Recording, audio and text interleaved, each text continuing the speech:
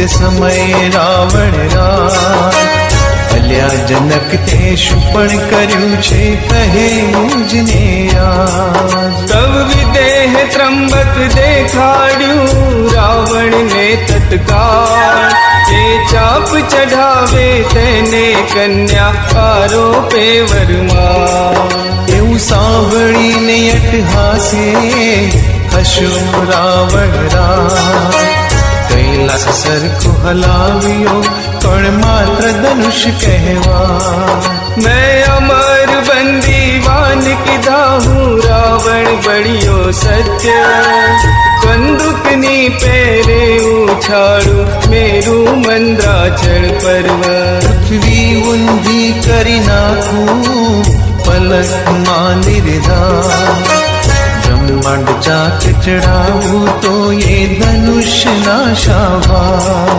એમ ઘણા વચન બોલી પછે ઉઠ્યો રાવણ રાજ વસ્ત્રાભૂષણ સંભાળીને ધનુષ ભણી તેજા ત્યારે સીતાને ચિંતા થઈ જે રાવણ કરશે કા પછી સ્તુતિ શિવ ઉમિયા તણી કરતા સતી અભિરા महाराज शिव संकट हर राखजो मारी लाज हाले ने रावण थकी त्र्यंबक તમારું આજ એમ સીતાના મંતણી ચિંતા જાણી રામે કે કરી વિકટ દ્રષ્ટિ ધનુષ્ય ઉપર થયું ગૌરવ તે રાવણે આવી બાથ મારી વિષ કરશું ત્યાં લેશ હાલે નહીં તે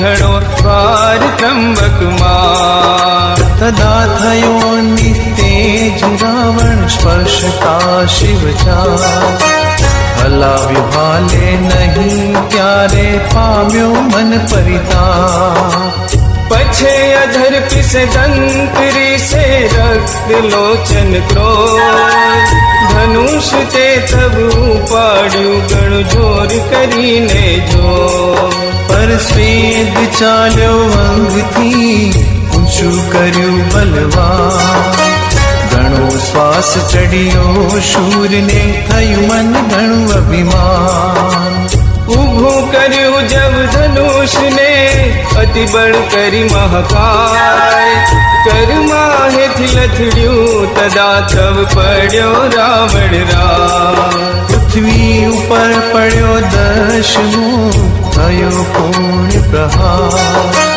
તેની ઉપર પડ્યું ત્રંબક ચંપાયો તેણી વાર તે ભડાકો સબળો થયો ઘણી ઉડી રજતે ઠાર રુધિર ચાલ્યું મુખ થકી કચર થયો નિર્ધાર ઓકાર કરતો બોલ્યો તમે સુણો સર્વે જન હું દબાયો છું મને કાઢો થાય પીડા તન અરે જનક મુજને કાઢ વહેલો જશે મારા પ્રાણ તો કુંભકર્ણ ઇન્દ્રજીત તુજને મારશે નિર્વાણ પુરભંગ કરશે અસુર તારું લેશે મારું વે પામો નવો અવતાર જો જાવું જીવતો મુજગે એમ તે સમય ચંપાયો રાવણ થયું દુઃખ અપાર પૃથ્વી પર પડ્યો નિશિચર કરે મુખ પોકાર પોકાર કરતો મુખે રાવણ પીડા પામે તન રે ત્યારે સર્વ સભા સાંભળતા બોલ્યા જનક રાય વચન રે જનક રાય વચન રે જનક રાય વચન રે જનક રાય વચન રે બાળ દોસ્તો, હવે આપણે કાવ્ય પંક્તિઓ વાંચીને સમજીએ. અભિમાન કરીને બોલ્યો તે સમયે રાવણ રાજ, અલ્યા જનક, તે શું પણ કર્યું છે કહે મુજને આજ. સમજૂતી. રાજા જનકના દરબારમાં સીતાનો સ્વયંવર યોજાયો હતો. તે સમયે રાવણરાજ અભિમાન કરીને બોલ્યો, અલ્યા જનક, આજે તું મને કહે કે તે એવી કઈ પ્રતિજ્ઞા લીધી છે? તવ વિદેહે ત્ર્યંબક દેખાડ્યું રાવણને તત્કાળ. એ ચાપ ચઢાવે તેને કન્યા, આરોપે વરમાળ. સમજૂતી. તે જ વખતે જનક રાજાએ રાવણને ત્ર્યંબક નામનું ધનુષ્ય બતાવ્યું અને કહ્યું, આ ધનુષ્યને જે ઉઠાવશે અને એના પર ચાપ ચઢાવશે તે પુરુષને સીતા વરમાળા પહેરાવશે. એવું સાંભળીને અટ્ટહાસે હસ્યો રાવણ રાય. કૈલાસ સરખો હલાવ્યો, કોણ માત્ર ધનુષ કહેવાય. સમજૂતી. એવું સાંભળીને રાવણરાજ ખડખડાટ હસવા લાગ્યો અને સભા સમક્ષ પોતાના પરાક્રમો કહેવા લાગ્યો. કૈલાશ પર્વત જેવા અનેક પર્વતો મેં હલાવી નાખ્યા છે, આ તો માત્ર ધનુષ્ય કહેવાય. મેં અમર બંદીવાન કીધા, હું રાવણ બળિયો સત્ય. કંદુકની પેરે ઉછાળું મેરું, મંદરાચળ પર્વત. સમજૂતી. અમર થયેલા દેવોને મેં બંદીવાન બનાવી કેદ કર્યા છે. મેરુ અને મંદરાચળ જેવા પર્વતોને મેં રમવાના દડાની જેમ ઉછાળ્યા છે. એટલે હું જ સાચો બળવાન છું. પૃથ્વી ઊંધી કરી નાખું પલકમાં નિર્ધાર. બ્રહ્માંડ ચાક ચઢાવું તો એ ધનુષના શા ભાર. સમજૂતી.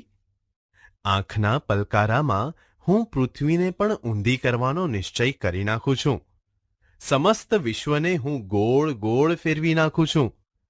તો આ ધનુષ્યનો ભાર કેવો? એમ ઘણા વચન બોલી પછે ઉઠ્યો રાવણ રાય. વસ્ત્રાભૂષણ સંભાળીને ધનુષ ભણી તે જાય. સમજૂતી. એ રીતે ઘણા પરાક્રમ ભર્યા વચનો બોલ્યા પછી રાવણરાજ ઊભો થયો અને પોતાના કપડાને ઘરેણા સરખા કરીને તે ધનુષ્યની તરફ જવા લાગ્યો. ત્યારે સીતાને ચિંતા થઈ, જે રાવણ કરશે કામ. પછે સ્તુતિ શિવ ઉમિયાતણી, કરતા સતી અભિરામ. સમજૂતી. ત્યારે સીતાને ચિંતા થઈ કે જો રાવણ ધનુષ્ય ઉપાડી લેશે તો મારે તેને વરમાળા પહેરાવી પડશે. એટલે પછી સીતા મનોહર એવા શિવ પાર્વતીની સ્તુતિ કરવા લાગી. મહારાજ શિવ સંકટ હરણ, રાખજો મારી લાજ. હાલે નહીં રાવણ થકી ત્રંબક તમારું આજ. સમજૂતી. દુઃખને હરનારા હે મહારાજ શિવ, મારું માન રાખજો. તમારું ત્ર્યંબક ધનુષ્ય આજે રાવણથી સહેજ પણ ખસે નહીં. એમ સીતાના મન તણી ચિંતા જાણી રામે કરી વિકટ દ્રષ્ટિ ધનુષ્ય ઉપર, થયું ગૌરવ તે. સમજૂતી. એ રીતે રામે સીતાના મનની ચિંતા જાણીને પેલા ધનુષ્ય ઉપર તીક્ષ્ણ નજર ફેરવી. તેથી તેનું ગૌરવ વધી ગયું, એટલે કે તે ધનુષ્ય ભારે ખમ થઈ ગયું. રાવણે આવી બાથ મારી, વિષ કરશું ત્યાં, લેશ હાલે નહીં તે, ઘણો ભાર ત્ર્યંબકમાંય. સમજૂતી. ત્યાં રાવણે આવીને 20 હાથ જેટલી તાકાતવાળા પોતાના 2 હાથ વડે ત્ર્યંબક ધનુષ્યને બાથ ભીડી, પણ તે ધનુષ્યને હલાવતા તેમાં ખૂબ જ ભાર હોવાથી તે સહેજે ખસ્યું નહીં. તદા થયો નિસ્તેજ રાવણ, સ્પર્શતા શિવચાપ. હલાવ્યું હાલે નહીં, ત્યારે પામ્યો મન પરિતાપ. સમજૂતી. રાવણે જ્યારે શિવના ધનુષ્યનો સ્પર્શ કર્યો ત્યારે તે તેજ વગરનો થઈ ગયો. તેણે શિવધનુષ્યને હલાવવાનો ખૂબ જ પ્રયત્ન કર્યો, પણ તે સહેજે ખસ્યું નહીં. તેથી તેને મનમાં પ્રબળ ચિંતા થવા લાગી. પછે અધર પીસે દંત, રીસે રક્ત લોચન ક્રોધ. ધનુષ તે તવ ઉપાડ્યું, ઘણું જોર કરીને જોધ. સમજૂતી. પછી ગુસ્સામાં દાંતથી નીચલો હોઠ દબાવી લાલ ચોળ આંખોથી તે યોદ્ધાએ ઘણું જોર કરીને ધનુષ્ય ઉપાડ્યું. પરસ્વેદ ચાલ્યો અંગથી ઊંચું કર્યું બલવાન. ઘણો શ્વાસ ચડ્યો શૂરને, થયું મન ઘણું અભિમાન. સમજૂતી: તેના શરીર પરથી પરસેવો વહેવા લાગ્યો. તેમ છતાં તેણે પોતાનું બળ વધાર્યું, પણ હવે તે શૂરવીરને ઘણો શ્વાસ ચડ્યો અને તેને મનમાં ઘણું અભિમાન થવા લાગ્યું. ઊભું કર્યું જવ ધનુષ્યને, અતિ બળ કરી મહાકાય. કરમાહેથી લથડ્યું તદા, તવ પડ્યો રાવણ રાય. સમજૂતી: જ્યારે તેણે પૂરી તાકાતથી ધનુષ્યને ઊભું કર્યું, ત્યારે તેના હાથમાંથી ધનુષ્ય સરી પડ્યું. ત્યારે રાવણરાજ પણ જમીન પર પછડાઈ પડ્યો. પૃથ્વી ઉપર પડ્યો દશમુખ, થયો પૂર્ણ પ્રહાર. તેની ઉપર પડ્યું ત્ર્યંબક, ચંપાયો તેણી વાર. સમજૂતી: પૂરો પ્રહાર કરવાથી દશમુખવાળો રાવણ જમીન પર પડ્યો. તેના ઉપર ભારે ખમ ત્ર્યંબક ધનુષ્ય પણ પડ્યું, એટલે તે ધનુષ્યની નીચે દબાયો. તે ભડાકો સબળો થયો ઘણી, ઉડી રજ તે ઠાર. રુધિર ચાલ્યું મુખ થકી, કચ્ચર થયો નિર્ધાર. સમજૂતી: તે બળવાન મોટા ધડાકા ભેર અવાજ સાથે જ્યાં પડ્યો હતો, ત્યાં ઘણી ધૂળ ઉડી. તેના મોઢામાંથી લોહી વહેવા લાગ્યું. તે તેજ વગરનો થયેલો ખૂબ જ ઘવાયો. પોકાર કરતો બોલ્યો, તમે સુણો સર્વે જન, હું દબાયો છું, મને કાઢો, થાય પીડા તન. સમજૂતી: તે બૂમો પાડતો બોલ્યો, હે સભાજનો, તમે બધા સાંભળો, હું દબાયો છું, મને કાઢો, શરીરમાં પીડા થાય છે. અરે જનક, મુજને કાઢ વહેલો, જશે મારા પ્રાણ. તો કુંભકર્ણ ઇન્દ્રજીત તુજને મારશે નિર્વાણ. સમજૂતી: અરે જનક, મને જલ્દી કાઢ, નહીતર જો મારા પ્રાણ જશે તો કુંભકર્ણ અને ઇન્દ્રજીત તને જરૂર મારશે. પૂરભંગ કરશે અસુર તારું, લેશે મારું વેર. પામું નવો અવતાર જો, જાઉં જીવતો મુજ ઘેર.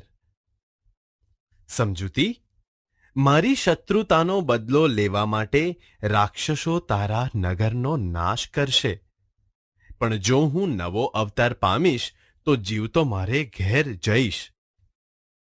એમ તે સમય ચંપાયો રાવણ, થયું દુઃખ અપાર.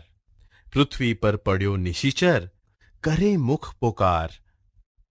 સમજૂતી: આમ આ રીતે રાવણ ધનુષ્ય નીચે દબાયો છે. તેને ખૂબ જ દુઃખ થાય છે, એટલે પૃથ્વી પર પડ્યો તે નિશાચર રાક્ષસ મુખથી બૂમો પાડી રહ્યો છે. પોકાર કરતો મુખે રાવણ, પીડા પામે તન રે. ત્યારે સર્વસભા સાંભળતા બોલ્યા જનકરાય વચન રે. સમજૂતી: ત્યારે તમામ સભાજનો સાંભળતા હોય તેમ જનકરાજ આ વચન બોલ્યા. રાવણ મુખથી બૂમો પાડી રહ્યો છે કે તેને શરીરમાં અસહ્ય પીડા થઈ રહી છે.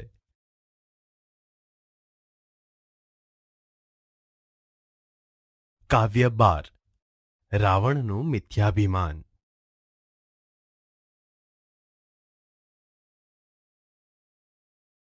બાળ દોસ્તો, હવે આપણે કવિના જીવન વિશે પરિચય મેળવીએ. રાવણનું મિથ્યાભિમાન એક ઐતિહાસિક ઘટના ઉપર રચાયેલું કથાકાવ્ય છે, જેના કવિ છે શ્રી ગિરધરદાસ ગરબડદાસ. તેઓ સાહિત્ય જગતમાં ગિરધર ઉપનામથી ઓળખાય છે. તેમનો જન્મ ઈસવીસન 1787માં વડોદરા જિલ્લાના માસર ગામમાં થયો હતો. તેમનું મૃત્યુ ઈસવીસન 1852માં થયું હતું. ગિરધરકૃત રામાયણ અને રાજસુયજ્ઞ કવિશ્રી ગિરધરના જાણીતા પુસ્તકો છે. તેમણે પોતાની મુખ્ય રચનાઓમાં મૌલિક, કલ્પિત કે ઐતિહાસિક કથાનું વિશદ રીતે આલેખન કરીને કથા નિરૂપણનો નિરાળો ને આગવો રસ પેદા કર્યો છે. બાળ દોસ્તો, રાવણનું મિથ્યાભિમાન એક કથા કાવ્યાંશ કવિશ્રીના ગિરધરકૃત રામાયણ નામના જાણીતા પુસ્તકમાંથી લેવામાં આવ્યો છે, જેમાં એમણે સીતાના સ્વયંવર પ્રસંગનું અને એમાં આવતા રાવણના રૂઆબભર્યા મિથ્યાભિમાનનું અદ્ભુત ને સુંદર વર્ણન કર્યું છે. ભાષા સજ્જતા. બાળ દોસ્તો, આજે આપણે વાર્તા લેખન વિશે જાણકારી મેળવીએ. બાળ દોસ્તો, વાર્તા તો સૌ કોઈને સાંભળવી કે વાંચવી ગમે જ છે. વાર્તા રસ માણવાની તો દરેક માણસને મજા આવે જ છે. વળી અમુક વાર્તાઓમાં તો આપણને કંઈક જીવનબોધ મળી રહે તેવો સાર સરસ અને સચોટ રીતે રજૂ થતો હોય છે. પરંતુ આપણને રસ જમાવે તેવી વાર્તા કહેવાનું કે લખવાનું ફાવતું નથી. તેથી આપણે હંમેશા વાર્તા લખવાનો મહાવરો કરવો જ જોઈએ. તે માટે વાર્તા લેખનના જરૂરી ખાસ પાસાઓ સમજવા અત્યંત જરૂરી છે અને એને આધારે જ આપણે હંમેશા વાર્તાઓ લખવી જોઈએ. આમ આ રીતે જો વાર્તા લખવાનો મહાવરો થાય તો પછી આપણે ગમે ત્યારે ને ગમે ત્યાં સ્વતંત્રપણે વાર્તા લખી કે કહી શકીએ છીએ. બાળ દોસ્તો, હવે આપણે મુદ્દા પરથી વાર્તાઓ કઈ રીતે લખાય છે તે માટે કેટલીક બાબતોને ખાસ ધ્યાનમાં રાખવી જોઈએ. બાળ દોસ્તો, હવે આપણે મુદ્દા પરથી વાર્તાઓ કઈ રીતે લખાય છે તે માટેની કેટલીક બાબતો જોઈએ. વાંચવું અને વિચારવું એ વાર્તા લેખન માટે ઘણી અગત્યની બાબત છે. એ માટે સૌ પ્રથમ આપેલા મુદ્દાઓને ધ્યાનપૂર્વક વાંચો. એક જંગલ. મોહન નામનો શિકારી આવ્યો. પક્ષીઓને પકડવા માટે એક જાળ પાથરી. એના પર અનાજના દાણા પાથર્યા. મોહન સંતાઈ ગયો. આકાશમાં કબૂતરોનું એક ટોળું ઉડી રહ્યું. કબૂતરોએ અનાજના દાણા જોયા. દાણા ચણવા કબૂતરોનું ટોળું નીચે ઉતર્યું. કબૂતરોના પગ જાળમાં ફસાઈ ગયા. બધા જ કબૂતરો ડરી ગયા. એક વૃદ્ધ કબૂતરની સલાહ. બધા જ કબૂતરોનું એક સાથે ઉડવું. જાળ પણ સાથે ઉડી ગઈ. પોતાની જાળ લેવા મોહન દોડ્યો. કબૂતરોનો સંપ જોઈ રહ્યો. બોધ. શીર્ષક. વાર્તા લેખન માટે આપેલા મુદ્દાઓને માત્ર જોડવાના નથી, પરંતુ તે દરેક મુદ્દાનો યોગ્ય વિચાર કરીને સાદા ભૂતકાળમાં નાના નાના વાક્યો રૂપે જે તે પાત્ર, પ્રસંગ, સ્થળ કે સમયનું હુબહુ અને ટૂંકું વર્ણન કરવું જોઈએ. જેમ કે એક જંગલ હતું. એક દિવસ આ જંગલમાં મોહન નામનો એક શિકારી આવ્યો હતો. ત્યાં તેણે એક ખુલ્લા મેદાનમાં પક્ષીઓને પકડવા માટે એક જાળ પાથરી અને પછી જાળ ઉપર થોડા અનાજના દાણા પાથર્યા. અને મોહન તો જાળ પાછળ સંતાઈ ગયો. વાર્તા લેખન કરતી વખતે પ્રસંગો કે વર્ણનોને એકબીજા સાથે એવી રીતે સાંકળવા જોઈએ કે જેથી વાર્તા તૂટક ન લાગે, પણ સળંગ લાગે. જેમ કે થોડી વાર પછી આકાશમાં કબૂતરોનું એક ટોળું ઉડીને પસાર થયું. એ કબૂતરોએ નીચે જમીન પર અનાજના દાણા જોયા. એ અનાજના દાણા ચરવા માટે તે બધા કબૂતરો નીચે ઉતર્યા. દાણા ચણતા ચણતા કબૂતરોના પગ મોહને બિછાવેલી જાળમાં ફસાઈ ગયા. તેથી બધા જ કબૂતરો ઘૂ ઘૂ એમ અવાજ કરતા ડરવા લાગ્યા. વાર્તા લેખન કરતી વખતે જ્યાં જરૂરી હોય ત્યાં જ સંવાદો લખવા જોઈએ. અને આ સંવાદો ટૂંકા અને સ્વાભાવિક હોવા જોઈએ. જેમ કે એ ટોળામાં એક વૃદ્ધ કબૂતર પણ હતું. તેણે સહુને કહ્યું, આપણે જો એક સાથે ઉડીશું તો આ ઝાડ પણ આપણી સાથે જ ઉડશે. ત્યાર પછી આપણે આપણા પાડોશી ઉંદર મિત્રોને કહીશું એટલે એ આ ઝાડ કાપી નાખશે. વાર્તા લેખન કરતી વખતે પ્રસંગો, વ્યક્તિઓ કે સંવાદોનું વર્ણનમાં પ્રમાણ જળવાવવું જોઈએ. અતિ લાંબુ વર્ણન ન કરવું જોઈએ. જેમ કે વૃદ્ધ કબૂતરના કહ્યા પ્રમાણે બધા જ કબૂતર એક સાથે ઉડ્યા. આ જોઈ મોહન પોતાની બિછાવેલી ઝાડ લેવા માટે દોડવા લાગ્યો. પણ બધા જ કબૂતરોના સંપ આગળ તેની શી વિસાત? તે તો આવો સંપ જોતો જ રહી ગયો. આને કહેવાય સંપ ત્યાં જંપ. વાર્તા લેખન કરતી વખતે વાર્તાના મુખ્ય વિચાર, પ્રસંગ કે સંવાદ મુજબ ફકરા પાડવા જોઈએ. જેમ કે પ્રથમ ફકરામાં એક જંગલ, મોહન નામનો શિકારી આવ્યો, પક્ષીઓને પકડવા માટે એક જાળ પાથરી, એના પર અનાજના દાણા પાથર્યા, મોહન સંતાઈ ગયો વગેરે મુદ્દાઓનું વર્ણન. બીજા ફકરામાં આકાશમાં કબૂતરોનું એક ટોળું ઉડી રહ્યું. કબૂતરોએ અનાજના દાણા જોયા. દાણા ચણવા કબૂતરોનું ટોળું નીચે ઉતર્યું. કબૂતરોના પગ ઝાડમાં ફસાઈ ગયા. બધા જ કબૂતરો ડરી ગયા વગેરે મુદ્દાઓનું વર્ણન. ત્રીજા ફકરામાં એક વૃદ્ધ કબૂતરની સલાહ. બધા જ કબૂતરોનું એક સાથે ઉડવું વગેરે મુદ્દાઓનું વર્ણન. ચોથા ફકરામાં બધા જ કબૂતરોનું એક સાથે ઉડવું. ઝાડ પણ સાથે ઉડી ગઈ. પોતાની ઝાડ લેવા મોહન દોડ્યો. કબૂતરોનો સંપ જોઈ રહ્યો. બોધ વગેરે મુદ્દાઓનું વર્ણન. વાર્તા લેખન કરતી વખતે વાર્તાનો અંત એ વાર્તાના હેતુને સ્પષ્ટ કરે તેવો અને બંધબેસતો હોવો જોઈએ. જેમ કે અહીં આ વાર્તામાં અંતે સંપ ત્યાં જંપ એ વાર્તાનો હેતુ વાર્તાને અનુરૂપ સ્પષ્ટ થાય છે. વાર્તા લેખન કરતી વખતે જેમ વાર્તાનો અંત સ્પષ્ટ ને સચોટ રીતે લખવો જરૂરી છે, તેમ વાર્તાને યોગ્ય ને ટૂંકું શીર્ષક પણ આપવું જરૂરી છે. અને આ શીર્ષક વાર્તાના હેતુ પરથી કે વાર્તાની કોઈ ધ્યાન ખેંચતી મુખ્ય બાબત પરથી આપવું જોઈએ. જેમ કે અહીં આ વાર્તામાં બધા જ કબૂતરો એકબીજાનો સાથ આપી એક સાથે સંપ કરીને ઉડે છે.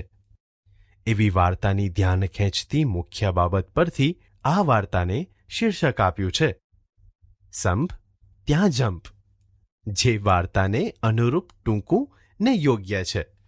છેલ્લે તૈયાર કરેલ વાર્તા લેખનને એકવાર બરાબર ધ્યાનપૂર્વક ફરીથી વાંચી લેવું ને એમાં ખાસ જોઈ લેવું કે કોઈ ભાષાકીય ભૂલો રહી તો નથી ગઈ ને.